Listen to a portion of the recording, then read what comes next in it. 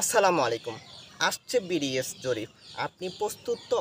আপনার সম্পত্তিটি কি আপনি ঠিকঠাকভাবে কাগজপত্র গুছিয়ে রেখেছেন? তা কি আপনার স্মরণে আছে? আমি আপনাকে বলে দিব বিডিএস জরিপ আসার পূর্বে আপনার যে পূর্ব প্রস্তুতি রাখা দরকার এগুলো কি কি রাখবেন।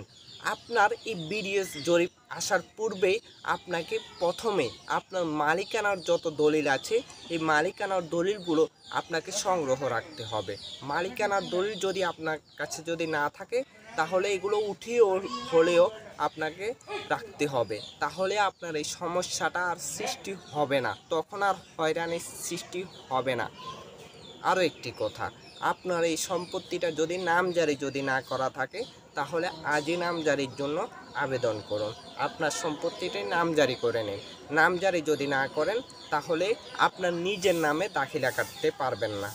নিজের নামে দাখিলা না কাটলে এটি একটি খাস জমি হওয়ার পসিবিলিটি থেকেই যায়। আপনার বিডিএস জরিপের দলিল প্রয়োজন হবে, খতিয়ান প্রয়োজন হবে। ধরেন আপনার কাছে খতিয়ান আছে, তারপরে আপনার কাছে থাকতে হবে হালসনের দাখিলা। আপনার হালসনের দাখিলাটা আপনার প্রয়োজন হবে। হালসনের দাখিলা যদি আপনার কাছে না থাকে তাহলে বিডিএস জরিপে আপনার নামটি উঠবে না। তাই আপনাকে হালসনের দাখিলাটা সংগ্রহ করে রাখতে হবে। তারপর হচ্ছে আপনার দখল। আপনার এই বিডিএস জরিপের পূর্বেই আপনার সম্পত্তির দখলটা নিশ্চিত হয়ে নিতে হবে। দখল নিয়ে যদি কোনো দ্বিমত থাকে তাহলে আপনার অনেকগুলো সমস্যার সৃষ্টি হতে পারে। তাই এই বিডিএস জরিপ আসার পূর্বেই আপনার দখলটি আপনি নিশ্চিত রাখুন।